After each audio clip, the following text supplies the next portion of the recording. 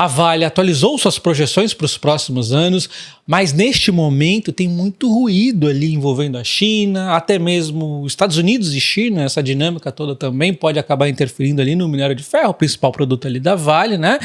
E a Vale também tem um dividendo em aberto bastante bacana. Será que vale a pena comprar a Vale antes do dividendo, depois do dividendo? Será que não vale a pena comprar a Vale? E eu vou falar também da Berkshire Hathaway, a holding do Warren Buffett, que divulgou o resultado. O Warren Buffett ali também foi ao mercado fazer alguns comentários. Como vocês podem ver, a Berkshire Hathaway subindo 4% nesse momento, enquanto o S&P 500 está ali no 0 a 0, né? Então o mercado gostou do resultado. O lucro da Berkshire Hathaway subiu 71% quando a gente compara com o mesmo trimestre do ano passado, enquanto o lucro operacional deu uma alta aí de 27% no ano, vem do ano inteiro fechado.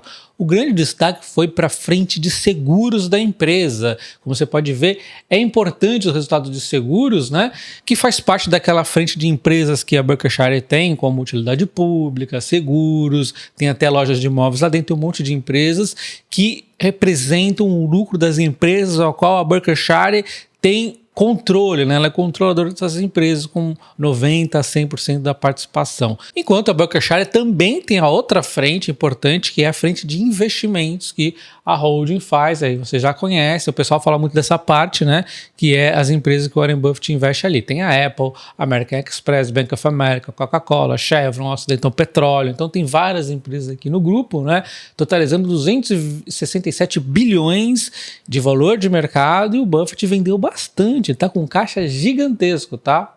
Inclusive, alguns destaques são os seguintes, né? Ele fez a menor recompra desde 2018 das próprias ações, né? Então, com essa alta que a Berkshire teve, ele não recomprou tanto em 2024, né? A empresa, a Berkshire está com um caixa de 334 bilhões, né? Sendo que de holding ele tem menos participação do que caixa, olha só, 267 bilhões ali que nós acabamos de ver as empresas investidas, né?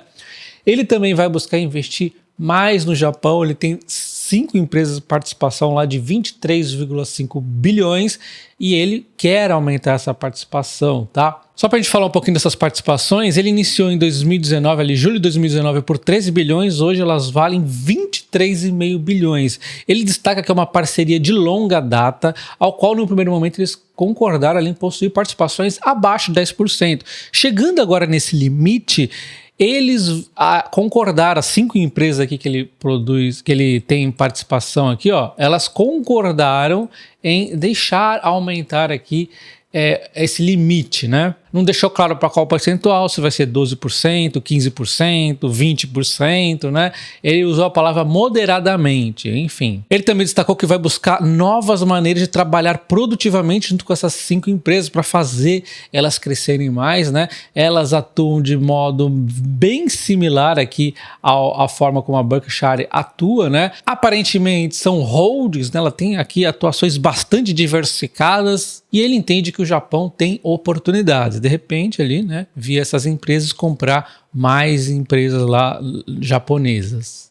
Ele também fala aqui meio que um tom de proximidade de aposentadoria. De repente, ao longo de 2025 ele vai acelerar isso, quem sabe seja o último ano do Warren Buffett aqui, das minhas próprias conclusões, né? Ele deu ali um entendimento que está cada vez mais próximo ali à sucessão dele pelo Greg.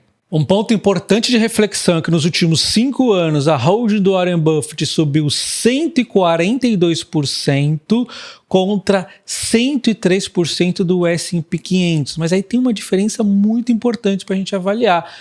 O Warren Buffett ele realizou um pouco aqui de lucro de ações que ele acha que subiu demais. Por exemplo, a Apple, o Bank of America, foi comprando algumas ações que ele considera mais descontadas e tem um caixa gigantesco e tem também as participações próprias dele, né?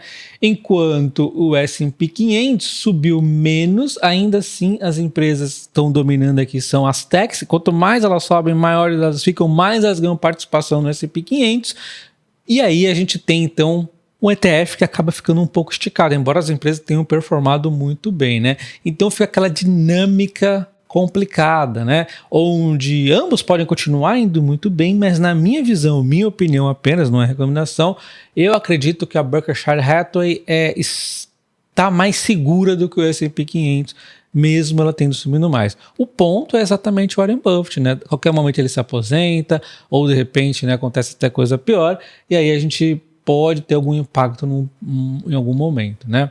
Então realmente é um dilema. Enquanto a gente vê aqui o Japão, que ele destaca que tem algumas oportunidades interessantes, realmente ficou para trás, né? O mundo ficou para trás dos Estados Unidos ali. Na verdade, o mundo ficou para trás das grandes empresas, principalmente tecnologia, dos Estados Unidos, né? O próprio Estados Unidos, muitas empresas ainda ficaram também um pouco para trás, né? Então a gente vê aqui, ó, o Brasil, lanterninha com menos 34%. Caiu nos últimos 5 anos.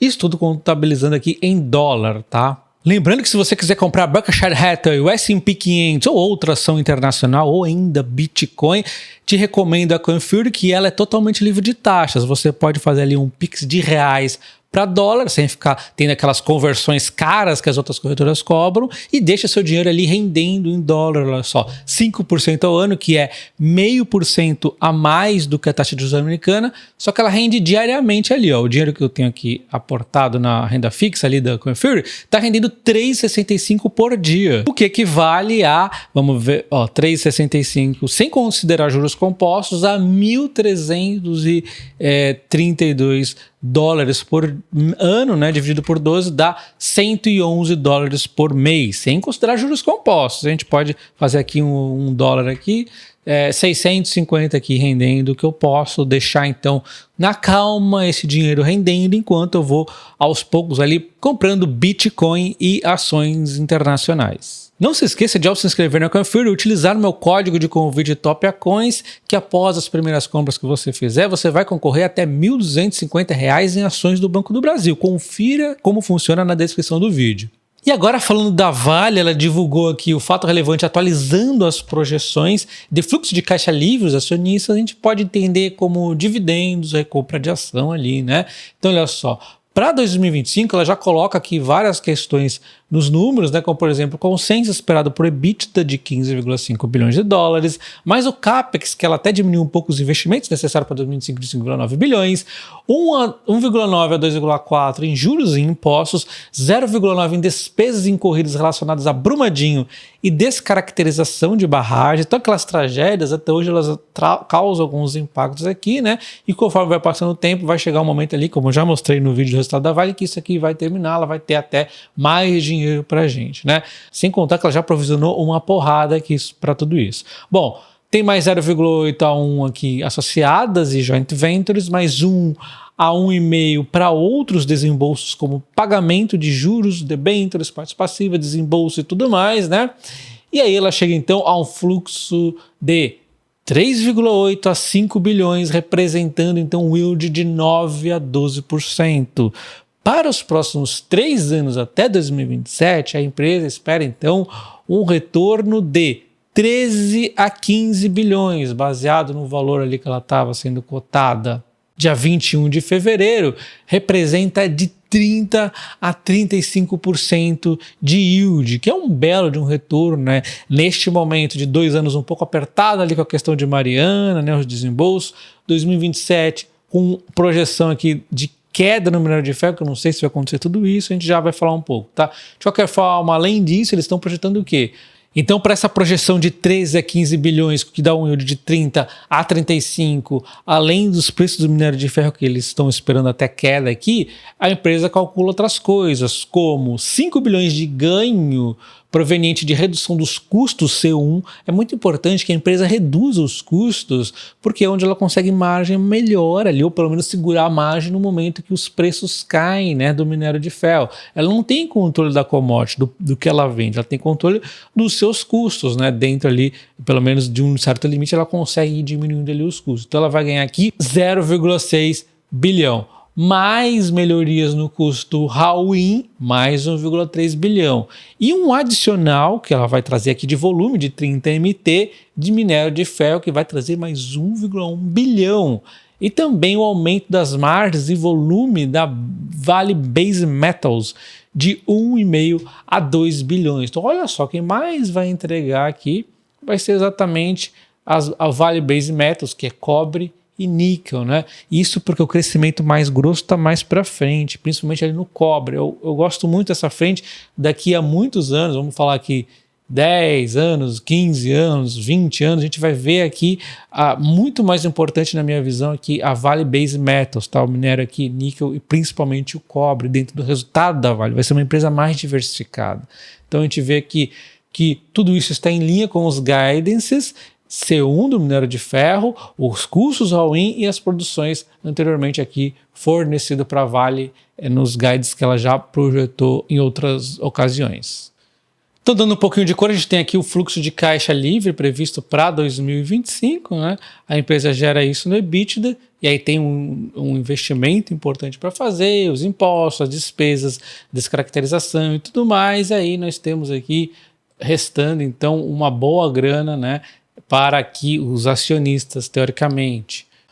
A empresa falou hoje em grande divergência, ou seja, várias coisas positivas aconteceram na empresa e não foram precificadas nas ações.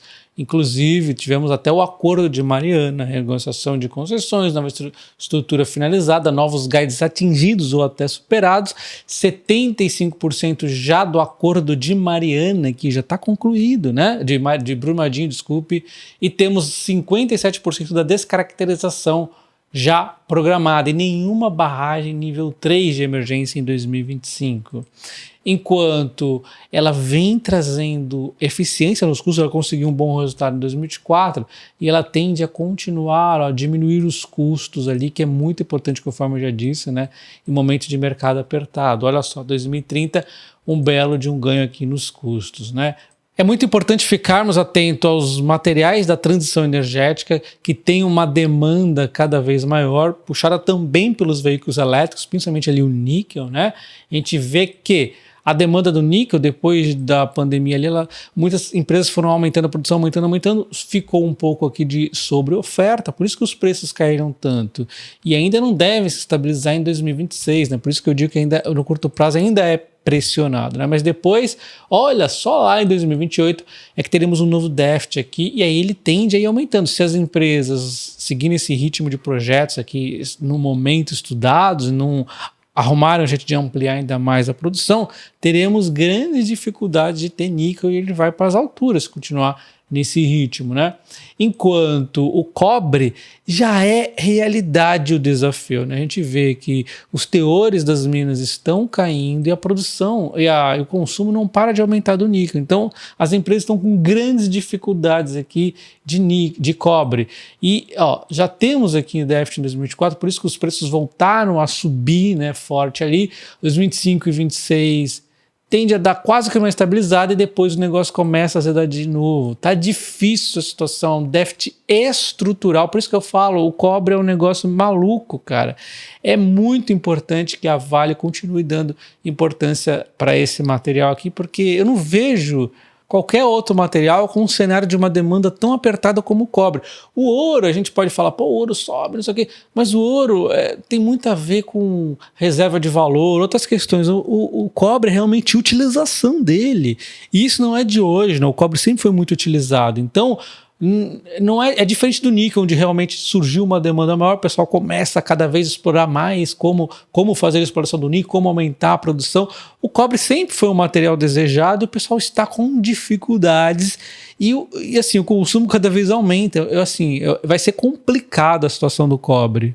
Então, se por um lado ela tem vários planos no minério de ferro, conforme eu já comentei com vocês, qualidade, redução do custos, tem os hubs e tudo mais, no níquel, a questão aqui é aumentar a produtividade, melhorar aqui a produção, então saindo de 160 até 210 a 250 até 2030, né? Enquanto no cobre ainda é mais ousado, ela vai sair de 345 até 420 a 500 em 2030, mas depois disso ela quer acelerar ainda mais o crescimento. Olha só, a gente está falando de longo prazo, 2035, ela pretende chegar aproximadamente aqui, antes de 2035, se possível, sair de 345 para 700 de produção. Isso aqui significa que ela pretende mais do que dobrar a sua produção do cobre. Então, esse é a coisa que eu mais estou aqui animado com a Vale. Ao longo do tempo, quando o pessoal não está muito prestando atenção, ela está se movimentando aqui para ganhar muita escala no cobre. E depois, óbvio, ela vai focar ali nas eficiências também para buscar margens cada vez maiores. Mas, de novo, cobre é um material incrível ao qual eu não vejo isso aqui como um investimento que possa dar errado, né? Um investimento muito promissor na minha visão.